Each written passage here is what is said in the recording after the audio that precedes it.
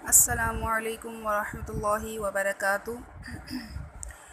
بیوی کو دینی احکام اور تہذیب سکھانا جو ہے وہ شوہر کا اولین فرض ہے، اس کے اوپر واجب ہے، جیسا کہ اللہ تعالیٰ کا ارشاد ہے یا ایھا الذین آمنوا قوا انفسکم واہلیکم نارا، کہ اے ایمان والو اپنے آپ کو اور اپنے گھر والوں کو جہنم کی آگ سے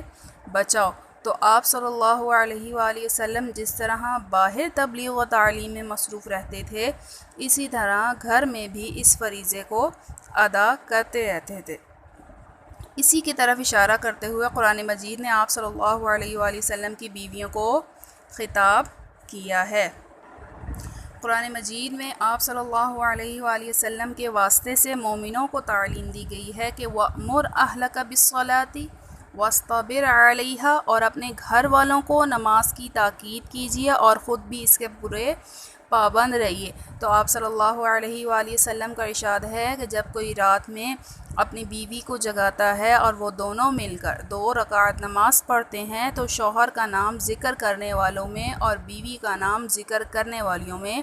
لکھ دیا جاتا ہے۔ خلیفہ ثانی حضرت عمر رضی اللہ تعالی عنہ شب میں اللہ تعالیٰ کے حضور کھڑے عبادت کرتے رہتے تھے، پھر جب سحر کا وقت آتا تو اپنی رفیقہ حیات کو جگاتے اور کہتے اٹھو اٹھو نماز پڑھو، اور پھر یہ آیت پڑھتے وَأْمُرْ أَهْلَكَ بِالصَّلَاةِ وَاسْتَبِرْ عَلَيْهَا، لہٰذا شریعت کی پابندی خود بھی کیجیے اور اپنی بیویوں کو بھی پیار و محبت سے جو ہے شریعت کی پابندی کے اوپر لے کر آئیں۔ جب آپ خود جو ہے وہ اس چیز کا نمونہ اور ماڈل بنیں گے تو انشاءاللہ تعالیٰ آپ کی بیویاں بھی آپ کی اتباع کریں گی۔ ایک یہاں پر چیز جو ہے وہ شوہروں کے اوپر جو ہے وہ حقوق میں جو ہے وہ شوہروں کے شامل ہے کہ عورت کے لغوی معنی جو ہیں وہ ستر یعنی پردے کے آتے ہیں، یعنی جس طرح ستر یعنی شرمگاہ کو عام نظروں سے چھپایا جاتا ہے اور لوگوں کے سامنے اس کو کھولنا برا سمجھا جاتا ہے، تو اسی طرح عورت بھی ایسی ہی چیز ہے، تو جس کو بیگانے مردوں سے کی نظروں سے چھپ کر رہنا چاہیے اور لوگوں کے سامنے بے پردہ آنا برا عمل ہے۔ تو یہ ہمارے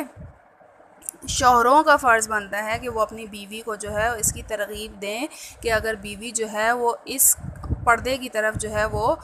مائل نہیں ہے۔ تو ہمارے معاشرے میں عموماً جو ہے وہ شادی بیاہ وغیرہ کے موقع پر خواتین جو ہے قسم قسم کے نت نئے جو ہے وہ فیشن کرتی ہیں، اور پھر اس کے بعد جو ہے کیا ہوتا ہے، ان کا مقصد یہی ہوتا ہے کہ دیگر خواتین کے مقابل اظہار فخر کریں اور غیر مردوں کو نظارہ حسن کی دعوت دیں۔ چنانچہ ایسے مواقع پر یہ مشاہدہ ہوا ہے کہ نظارہ بازی ہی نہیں بلکہ طرفین سے نظر بازی بھی ہوتی ہے، تو یہ کیا ہے، سخت گناہ ہے۔ حضرت ابو ہریرہ رضی اللہ تعالیٰ عنہ کی روایت ہے کہ آپ صلی اللہ علیہ وآلہ وسلم کا ارشاد ہے کہ جہنمیوں کے 2 گروہ ایسے ہیں جن کو میں نے نہیں دیکھا، یعنی اور نہ میں دیکھوں گا، کہ ایک گروہ تو ان لوگوں کا ہے کہ جن کے ہاتھوں میں گائے کی دم کی مانند کوڑے ہوں گے جن سے وہ لوگوں کو ناحق ماریں گے، اور دوسرا گروہ ان عورتوں کا ہے جو بظاہر تو کپڑے پہنے ہوئے ہیں مگر حقیقت میں وہ ننگی ہوں گی، تو وہ مردوں کو اپنی طرف مائل کریں گی اور خود بھی مردوں کی طرف مائل ہوں گی، اور ان کی سر بختی اونٹوں کے کوہان کی طرح مٹکتے ہوں گے، اور ایسی عورتیں نہ تو جنت میں جائیں گی اور نہ ہی ان کو جنت کی خوشبو ملے گی، حالانکہ جنت کی خوشبو اتنی یعنی اس کی مثال 100 برس یعنی 100 برس دور سے آتی ہے۔ تو یہ کس کا فرض بنتا ہے، ہمارے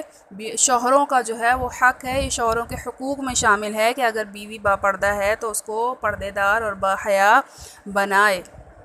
اور وہ بھی کس سے، آرام سے، طریقے سے، پیار و محبت سے اور ڈنڈے بازی سے نہیں۔ ایک نبی پاک صلی اللہ علیہ وآلہ وسلم کی مجلس و محفل میں جو ہے وہ بات چلی کہ دنیا کی عورتوں میں جو ہے بہترین عورت کون سی ہے،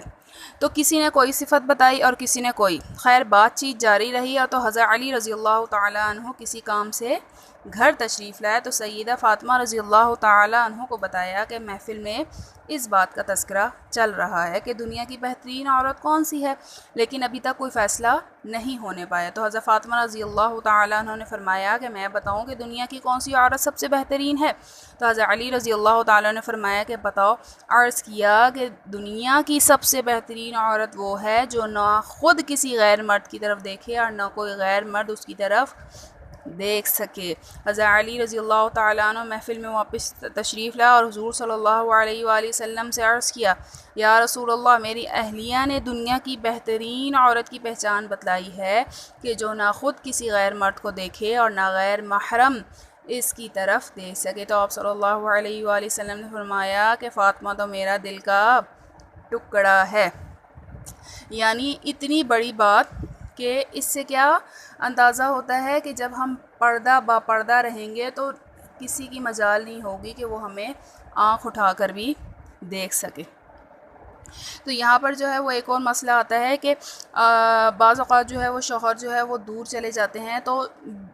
کتنی مدت تک جو ہے وہ شوہر اپنی بیوی سے الگ سفر کر سکتا ہے، تو اس کے لیے جو ہے وہ کوئی خاص مدت جو ہے مقرر نہیں ہے، البتہ صحت، قوت، شہوت، صبر و تحمل کے اعتبار سے عورتوں کے حالات جو ہے وہ ایک طرح کے نہیں ہوتے، تاہم 4 ماہ سے زائد جو ہے وہ بیوی کی رضامندی کے بغیر باہر نہ رہے۔ تو حضرت عمر رضی اللہ تعالیٰ عنہ اپنے